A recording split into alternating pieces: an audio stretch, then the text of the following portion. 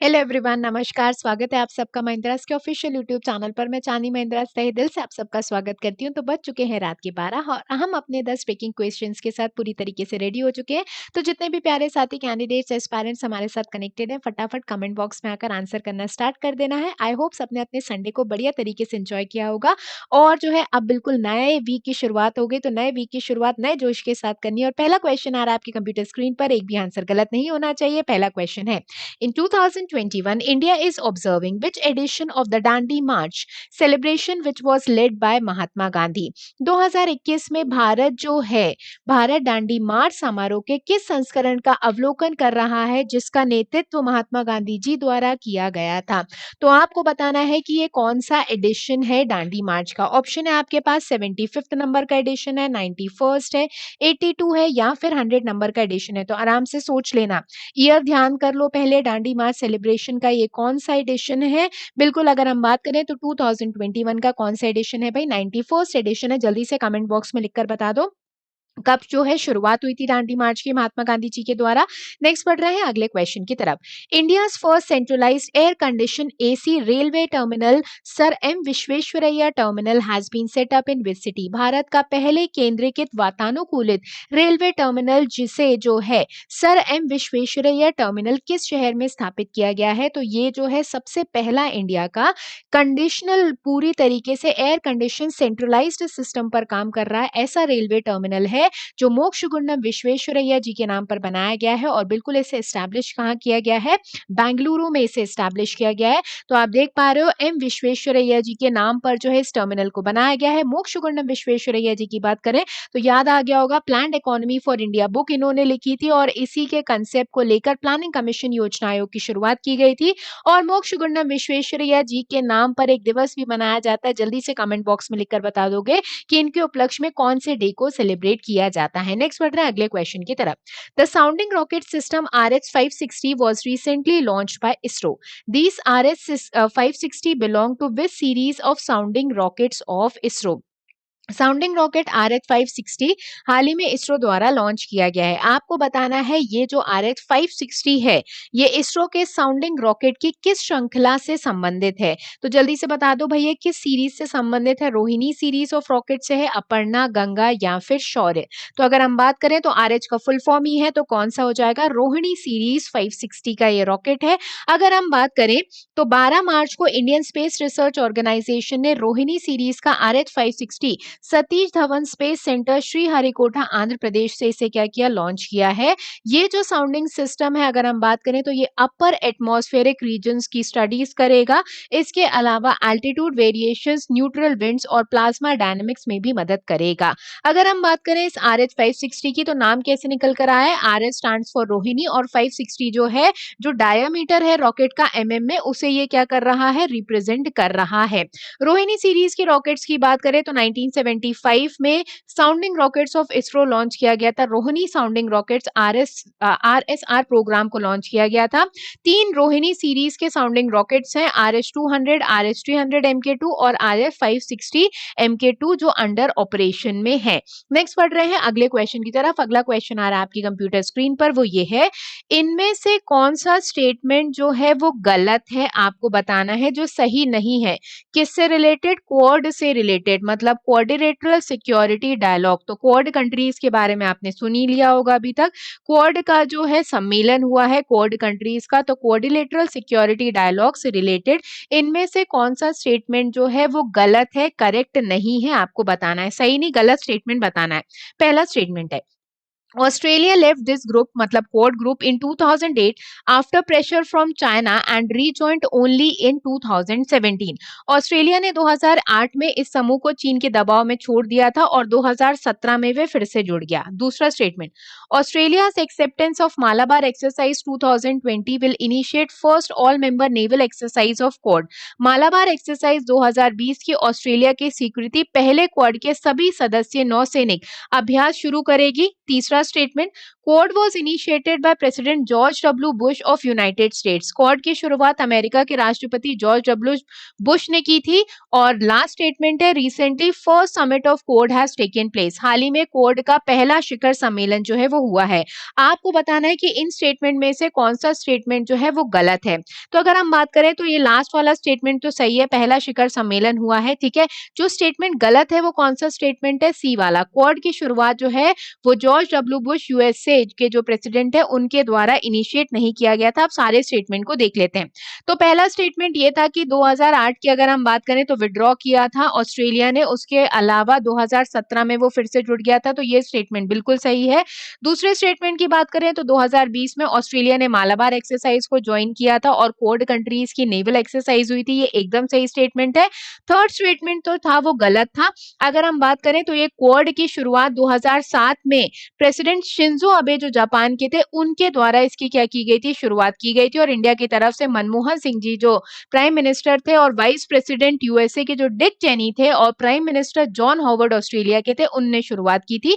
तो इनिशिएशन की बात करें तो शिंजो अबे ने इसका इनिशिएशन किया था। और लास्ट वाला बिल्कुल सही समिट है, जो फर्स्ट कॉन्क्लेव हुआ है हाल ही में क्वाड कंट्रीज का, वो 12 मार्च को हुआ है। अगर हम बात करें तो कौन कौन शामिल रहा, तो prime minister Narendra Modi ji, USA की तरफ से जो बिडेन, ऑस्ट्रेलिया के प्राइम मिनिस्टर स्कॉट मॉरिसन और जापान के प्राइम मिनिस्टर योशिदा सुगा जो है वो शामिल रहे। तो 4 कंट्रीज का समूह है क्वाड कंट्रीज। क्वाड्रिलेटरल कंट्रीज कौन कौन सी, इंडिया, यूएस, ऑस्ट्रेलिया, जापान। ध्यान रखना, इंडिया, यूएस, ऑस्ट्रेलिया और जापान है, ठीक है ना। तो पहले भी मैं बता चुकी हूँ, जे यू से आप जो है वो इसे क्या कर सकते हो, याद रख सकते हो। जापान, ऑस्ट्रेलिया, इंडिया और यूएसए। नेक्स्ट पढ़ रहे हैं अगले क्वेश्चन की तरफ। Which day of the year is celebrated as the International Day of Mathematics globally? वर्ष के किस दिन को वैश्विक रूप में गणित के अंतर्राष्ट्रीय दिवस के रूप में मनाया जाता है? तो आपको इंटरनेशनल डे ऑफ मैथमेटिक्स बताना है। तो इंटरनेशनल डे ऑफ मैथमेटिक्स का मनाया जाता है 14 मार्च को मनाया जाता है। और अगर हम बात करें तो नेशनल मैथमेटिक्स डे, राष्ट्रीय गणितज्ञ दिवस जो है वो कब मनाया जाता है, ये लिखकर बताओगे बिल्कुल कहां पर, कमेंट बॉक्स में। नेशनल मैथमेटिक्स डे कब मनाया जाता है और किसके उपलक्ष्य में इसे सेलिब्रेट किया जाता है। नेक्स्ट बढ़ रहे हैं अगले क्वेश्चन की तरफ। The Mera ration mobile app launch by government under one nation one ration card system has been developed by whom? One nation one ration card प्रणाली के तहत सरकार द्वारा मेरा राशन मोबाइल एप्लीकेशन लॉन्च किया गया है। ये एप्लीकेशन किसने लॉन्च किया है, तो किस कंपनी ने इसे लॉन्च किया, तो बिल्कुल वो कौन सी होगी, नेशनल इंफॉर्मेटिक्स सेंटर होगी। हमारे देश का सूचना विभाग जो है नेशनल इंफॉर्मेटिक्स सेंटर एनआईसी ने मेरा राशन मोबाइल ऐप लॉन्च किया है। Next question, who has been appointed as the CEO and MD of Asset Reconstruction Company of India Limited ARCIL? Asset Reconstruction Company India Limited के नए MD और CEO के रूप में किसे नियुक्त किया गया है? तो अगर हम बात करें ARCIL की, तो ये Asset Reconstruction Company है। ARC कंपनीज बैंकों से NPA बैड लोन्स खरीदती हैं और उनसे मैक्सिमम प्रॉफिट निकालने की कोशिश करती है। ये इंडिया की सबसे पहली और सबसे बड़ी एसेट रिकंस्ट्रक्शन कंपनी कही जाती है ARCIL। और इसके नए MD और CEO बनाए गए हैं, वो बनाए गए हैं सेंट्रल बैंक ऑफ इंडिया के पूर्व मैनेजिंग डायरेक्टर, वो कौन थे, पल्लव मोहपात्रा जी को नया एमडी और सीईओ बनाया गया है, किसका, आरसेल का। ध्यान रखना। नेक्स्ट बढ़ रहा है अगला question. SEBI has set up a group of experts to examine the feasibility in order to implement SPACs. What does A signifies in SPACs? SPAC को लागू करने के लिए सेबी ने व्यवहार्यता की जांच करने के लिए विशेषज्ञों का एक समूह बनाया है। आपको एसपीएसी में ए का फुल फॉर्म बताना है। तो अगर हम बात करें तो एक जो है पैनल बनाया है सेबी ने फीजिबिलिटी देखने के लिए, एसपीएसी नाम का, जिसमें ए का फुल फॉर्म क्या है, एक्विजिशन है। ए का फुल फॉर्म क्या है, एक्विजिशन। आप सुनना ध्यान से, एसपीएसी का फुल फॉर्म है special purpose acquisition company, special purpose acquisition companies. ठीक, इस कमेटी को सेटअप किया है सेबी ने प्राइमरी मार्केट एडवाइजरी कमेटी के तहत। इस जो कमेटी का मेन उद्देश्य ये है, या एसपीएसी जो बनाई गई है, इसका मेन उद्देश्य ये है कि आईपीओ, इनिशियल पब्लिक ऑफरिंग से जो पैसा आ रहा है, फंड्स आ रहा है, उसे और बढ़ावा देना है। ठीक है, अगर हम बात करें तो ये जो एक्सपर्ट ग्रुप बनाया गया है और ये जो एसपीएसी का पोटेंशियल रहेगा, ये रेगुलरली चेक करती रहेगी रेगुलेटरी फ्रेमवर्क की कोई रिस्क तो एसोसिएटेड नहीं है आईपीओ से। तो आप देख रहे हो कि हाल ही में बहुत सारी कंपनीज जो हैं अपना सबसे पहले बार शेयर इशू कर रही है, इनिशियल पब्लिक ऑफरिंग के थ्रू मार्केट में क्या हो रही है, इन्वॉल्व हो रही है। इस वजह से सेबी ने SPAC, special purpose acquisition companies का एक कंसेप्ट लेकर आया है। नेक्स्ट पर बात करें अगर हम, तो एसपीएसी जो है इन्हें ब्लैंक चेक कंपनीज कहा गया है, जिनका कोई भी जो है बिजनेस प्लान नहीं होता, बल्कि ये इन्वेस्टर के मनी को सीक करती रहती है, ढूंढती रहती है कि कैसे कैसे जो है इन्वेस्टर्स को हम जोड़ सके फाइनेंशियल मार्केट से। सेबी का हेडक्वार्टर मुंबई में है और सेबी के चेयरमैन का नाम क्या है? अजय त्यागी जी हैं। नेक्स्ट पढ़ रहे हैं अगले क्वेश्चन की तरफ।